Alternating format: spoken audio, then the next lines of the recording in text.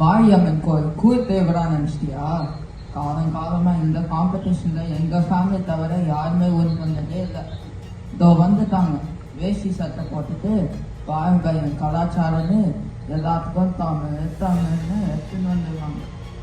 அப்படியே போனீங்கன்னா கோயில பிரசாத தருவாங்க, வாங்கி சாப்பிட்டு கொஞ்சம் மகுத இருக்கும்.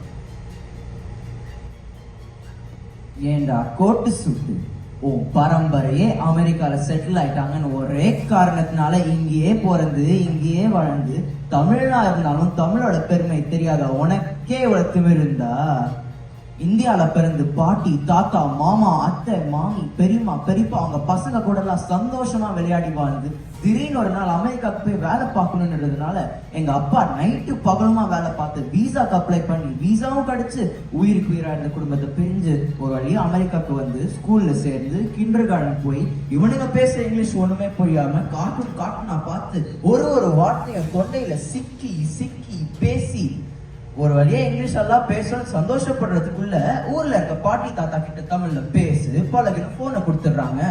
அப்ப என்ன பேசணும் புரியாம தெரியாம இருந்தப்போ எவனோ ஒரு பொண்ணியவன் இங்கேயும் தமிழ் இருக்க தமிழ் ஸ்கூல் நடத்துறான்னு கேள்விப்பட்டதும் முதல்ல இருந்து கிண்டர் கார்டன் போய் தமிழ் பாடத்தை படிச்சு ஊர்ல இருக்க பாட்டி தாத்தா கிட்ட நல்லா தமிழ்ல பேசுவது மட்டும் இல்லாம வருஷம் நடக்கிற திருக்குறள் போட்டி பேச்சு போட்டியில கலந்து அதுலயும் பரிசு வாங்கி நான் என்ன சொல்லணும் பேசணும்னு நினைக்கிறத உணர்வுகளும் உணர்ச்சிகளும் கொட்டி இருக்கிற என் தாய்மொழி தமிழ்லயே பேச முடியுது என்ற பெருமையோட இப்போ இங்க 8வது வரை படிச்சு கிராஜுவேட் ஆகிற எனக்கு எவ்வளவு திமிர் இருக்கும். நான் வருவேன்டா, உலகத்துல எந்த மூலையில எந்த போட்டி நடந்தாலும் தமிழன் வருவான், தமிழன் ஜெயிப்பான், தமிழ் ஜெயிக்கொண்டா.